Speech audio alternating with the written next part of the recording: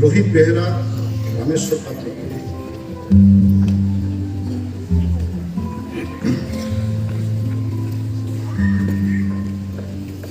Tanisha Agarwal, Avinash Das,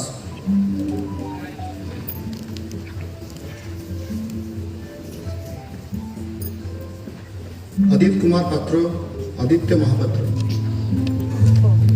Ladakh, the proud daughter of our dear state of Odisha and the alumna of XIMU 1996 batch.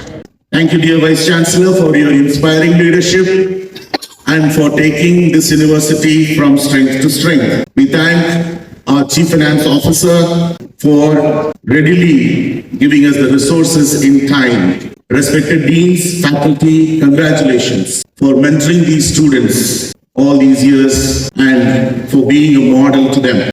Thank you, Professor Andrew Datta, for your service during. Was an entrepreneur, serial, with work across many countries, very successful, and then she gave up all that, came to Ladakh and started working on innovative initiatives in education, and now an alternative university called Himalayan Institute of Alternatives Ladakh. She became my partner in work and life. People say she is my better half, but I think she is far better half. And she happens to be here, Gitanjali. Can I present you to your institute? Yes. This is the reason why I wanted to see this or visit or have a darshan as a pilgrim of your institute. What makes people like her? I'm sure she learned along the way from life also, but she must have had a good foundation here. And today I thought I'd come with her, and I think your institute and the state of Orissa could benefit a lot from her wisdom and her skills and knowledge that we have benefited in far north of India, in Ladakh. So, thank you, Gitanjali, and thank you, XIM, and all of you.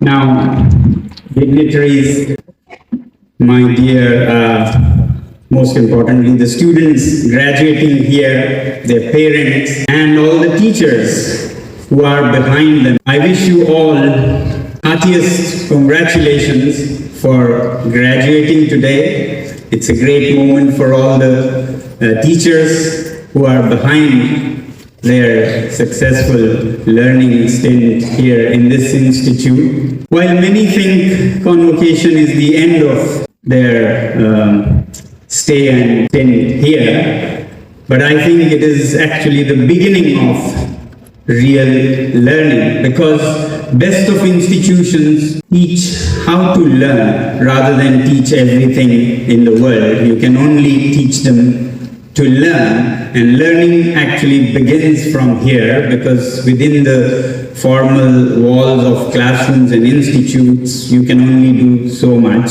But once you're out in the world, that's when your true learning begins.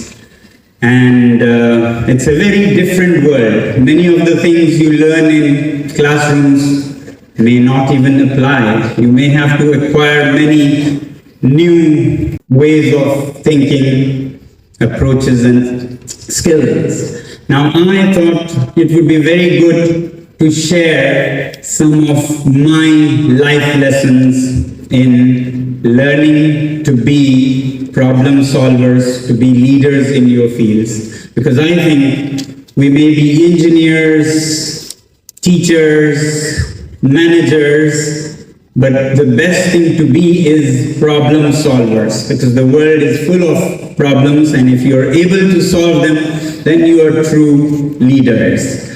And therefore, I thought I would share some of the pillars of my learning, my school. It may help you, and it may be a little different from conventional schools, because I did not have any conventional schooling when I was a child in my village, and that was because my village was very remote part of this country. Ladakh, as you may have heard, is itself a very remote part of the country. It stays landlocked or cut off for half the year. As we speak, it's opening up to the world as roads open after half a year of closure due to heavy snow on the passes.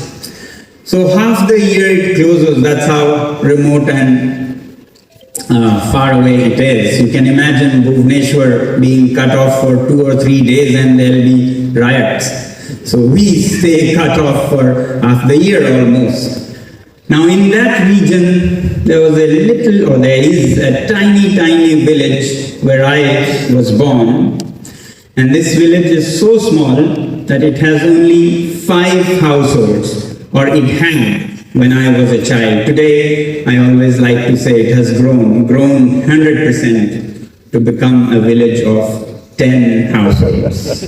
Still not very big for Bhubaneswar. Now in that village of 5 households, we didn't have schools. Something very sad, many think, for a child in that village. I too thought, unfortunate not to have a school. But much later, when I did see the state of schools elsewhere in other villages and cities, I really actually thought that was the best thing to happen to my childhood. No schools. Because no school doesn't mean no learning, no education. Actually, sometimes it's better, more holistic, more happy childhood and learning without schools, depending on what your school is like. So therefore, I've come to know that no school is actually much better than bad schools. Yeah? And I think Mark Twain shares this feeling when he says, I have never allowed my schooling to interfere with my education. Sometimes schooling can interfere.